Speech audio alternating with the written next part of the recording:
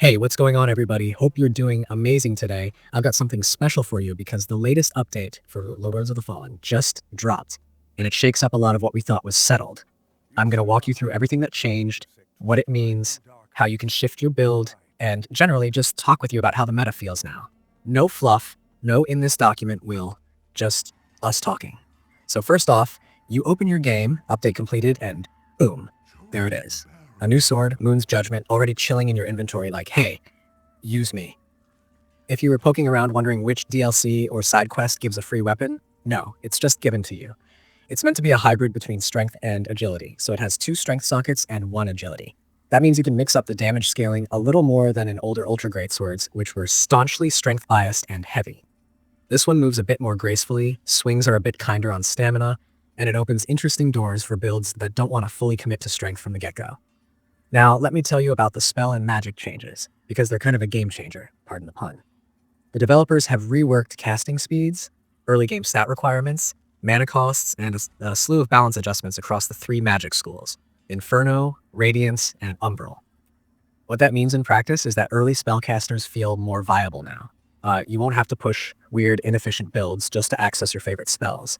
Mana stones are more forgiving in cost, which means you can invest more into your casting tree without constantly being punished. Inferno got some love. Things like Pyroclastic Stone, Infernal Hound's Incinerating Blast all got adjustments to be smoother, more responsive. Radiance in PvP saw tweaks. Spells like Vortex of Torment, Consecrate, Lucent Beam, they got damage or utility shifts. Umbral's damage over time effects, Wither, etc. got reworked, and stat gates for many of its spells were lowered so you can dip into Umbral earlier in a hybrid or caster build. Some spells got a small nerf too, because balance is never easy. Aureus' Judgment, for instance, sees a bit of damage reduction. Invigorating Aura's healing in PvP is less oppressive.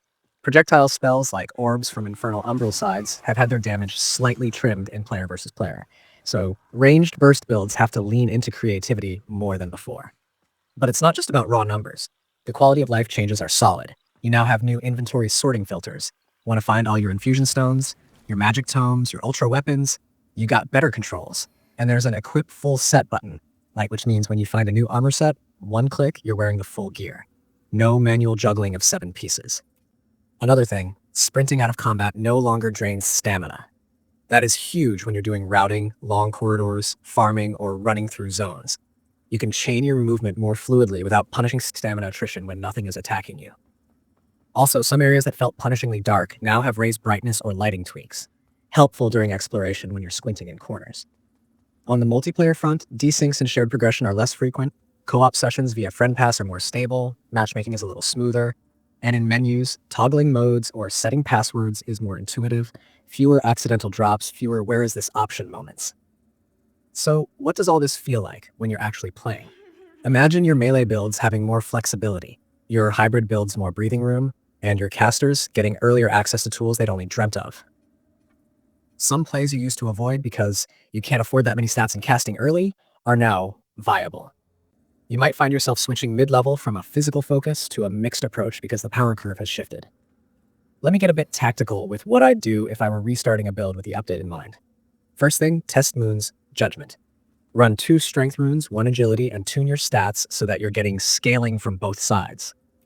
Don't overcommit to strength and lose the benefit of that agility slot. Use this sword, especially when you want to stagger enemies, chain into viscerals, or force openings. It's lighter in usage costs, so your stamina won't suffer as much as with old ultra great swords. That gives you some room to pump endurance or vigor or something else without worrying about being starved. For spellcasters and hybrids, repoint your planning.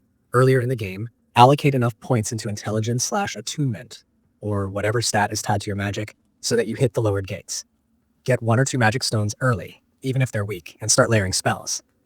Play around. For instance, mix a few radiant spells for utility or burst, or umbral for damage over time. Because the earlier cost barrier isn't as steep, you can afford to dual specialize a bit more than before. Keep an eye on which spells got nerfed, Aureus' Judgment, certain projectiles, and don't overinvest in them until you've tested after the patch in PvP. Be conservative there. Also, always ask, is this spell's damage good in PvE and PvP? Because sometimes the devs anchor tweaks in PvP that cascade into PvE. In terms of build synergy, games like this live or die by synergy. Now, because movement is freer, no sprint stamina drain out of combat, you can adopt more aggressive tactics in traversal or re-enter combat faster. If you're doing a run through a zone, reposition aggressively, reposition with spells or teleportation, and don't worry about cost while you're just moving. Armor sets. Use the equip full set button immediately so you can try different sets rapidly. If you find a set with, say, better casting boosts or lighter weight with good defenses, slap it on, test, respec if needed. The QOL changes are explicitly meant to encourage experimentation. For multiplayer, if you and your friend are teaming up, set a password so you're not mismatched, reduce desync chances by sticking to shared progression zones, and test spells or weapons together in duels or small skirmishes to see what's viable in the new patch. Co-op still matters. Sometimes learning what's strong comes from watching others use it. Now I want to talk a bit about how this update shifts the feel of the game.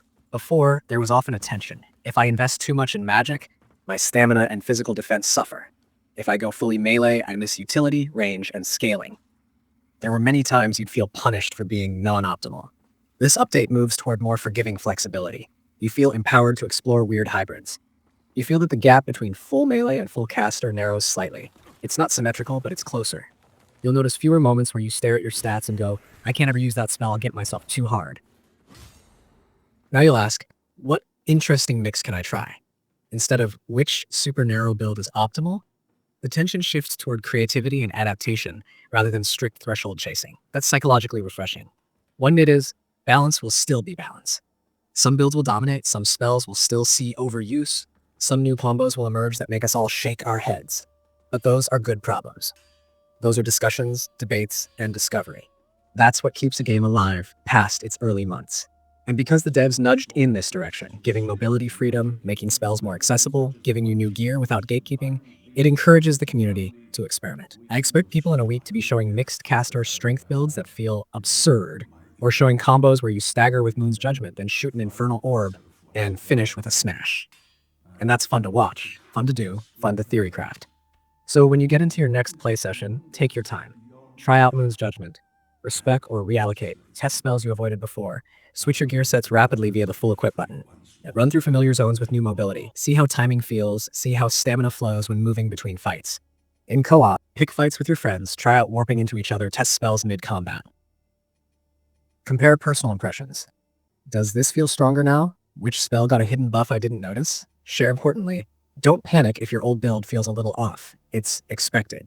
The patch shifted things, but if your build was tight and well balanced, it likely still works. Maybe just retune. A few runes here, a small shift in stats there, and you'll be back into its groove, maybe even better. I'm excited to see what you all come up with. I'm going to spend the next sessions exploring and tinkering, pushing weird builds, hunting what's broken in a good way. And as I do that, I'll be capturing gameplay, showing you side-by-side comparisons before versus after, testing boss fights with new spells, testing PvP gambits. Expect some videos where I show variants of Moon's Judgment builds, hybrid splatters of magic and melee, and how the QL changes speed up everything.